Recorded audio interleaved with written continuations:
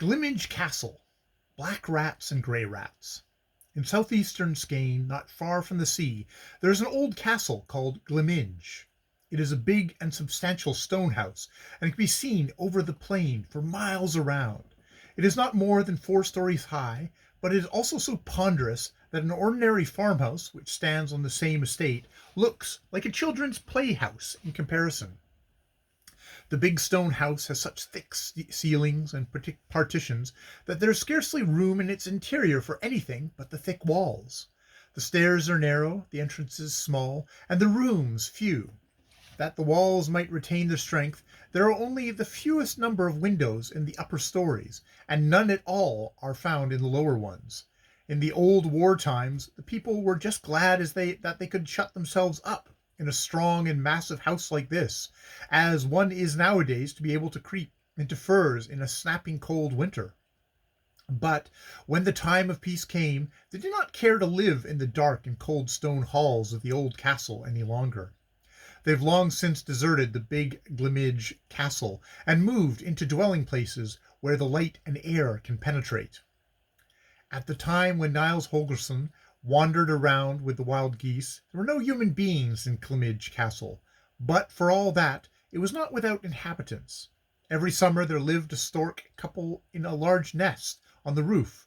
In a nest in the attic lived a pair of grey owls. In the secret passages hung bats. In the kitchen oven lived an old cat, and down in the cellar there were hundreds of old black rats. Rats are not held in very high esteem by other animals, but the black rats at Glmmng Castle were an exception. They were always mentioned with respect, because they had shown great valor in battle with their enemies, and much endurance under the great misfortune which had befallen their kind. They nominally belonged to a rat folk who, at one time, had been very numerous and powerful, but who were now dying out. During a long period of time, the black rats owned Skane and the whole country. They were found in every cellar, in every attic, in larders and cowhouses and barns, in breweries and flour mills, in churches and castles, in every man-constructed building. But now they were banished from all of this, and were almost exterminated. Only in one and another old and secluded place could one run across a few of them, and nowhere were they to be found in such large numbers as Glmmng Castle. When an animal folk die out, it is generally the humankind who are the cause of it, but that was not the case in this instance.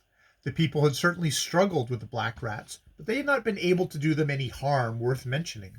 Those who had conquered them were an animal folk of their own kind, who were called grey rats.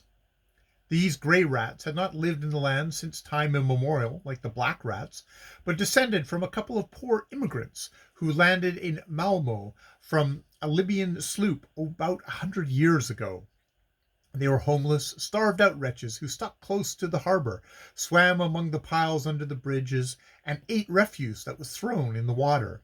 They never ventured into the city, which was owned by the black rats. But gradually, as the grey rats increased in number, they grew bolder.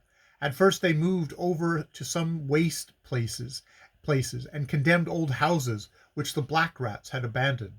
They hunted their food in gutters and dirt heaps, and made the most of all the rubbish that the black rats did not deign to take care of. They were hardy, contented, and fearless, and within a few years they'd become so powerful that they undertook to drive the black rats out of Malmo. They took from them attics, cellars, and storerooms, starved them out, or bit them to death, for they were not at all afraid of fighting. When Malmo was captured, they marched forward in small and large companies to conquer the whole country.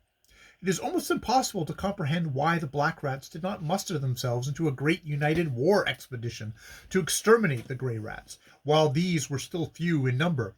But the black rats were so certain of their power that they could not believe it was possible for them to lose it. They sat still on their estates, and in the meantime the grey rats took from them farm after farm, city after city. They were starved out, forced out, rooted out. In Skane they had not been able to maintain themselves in a single place except Glmmng Castle. The old castle had such secure walls and such few rat passages led through these that the black rats had managed to protect themselves and to prevent the grey rats from crowding in. Night after night, year after year, the struggle had continued between the aggressors and the defenders, but the black rats had kept faithful watch and had fought with the utmost contempt for death, and, thanks to the fine old house, they had always conquered. It will have to be acknowledged that as long as the black rats were in power, they were as much shunned by all other living creatures as the grey rats are in our day. And for just cause. They enthroned themselves upon poor, fettered prisoners, and tortured them. They had ravished the dead. They had stolen the last turnip from the cellars of the poor, bitten off the feet of sleeping geese, robbed eggs and chicks from the hens, and committed 1,000 depredations. But since they had come to grief, all this seemed to have been forgotten, and no one could help but marvel at the last of a race that had held out so long against its enemies. The grey rats that lived in the courtyard at Glmmng and in the vicinity kept up a continuous warfare and tried to watch out for every possible chance to capture the castle. One would fancy that they should have allowed the little company of black rats to occupy Glmmng Castle in peace, since they themselves had acquired all the rest of the country. But you may be sure that this thought never occurred to them. They were wont to say that it was a point of honour with them to conquer the black rats at some time or other. But those who were acquainted with the grey rats must have known that it was because the humankind used Glmmng Castle as a grain storage house that the grey ones could not rest before they had taken possession of the place.